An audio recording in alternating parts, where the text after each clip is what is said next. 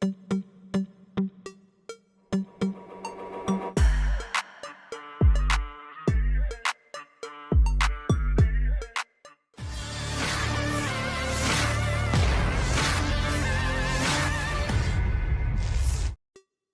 menerobos pertahanan Rusia, pasukan Ukraina justru gagal dan dapatkan serangan oleh militer Rusia.